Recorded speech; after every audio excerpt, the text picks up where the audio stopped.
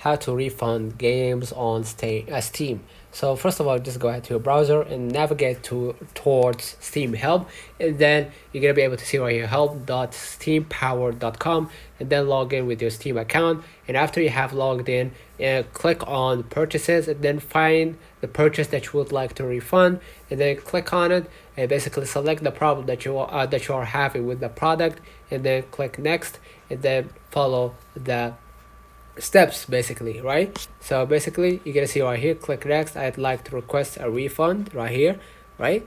And you're gonna follow along the next step and click the drop down menu to select the Steam wallet or original payment method. So you will be able to receive a confirmation email that your request was successfully submitted. All right, so basically that's it.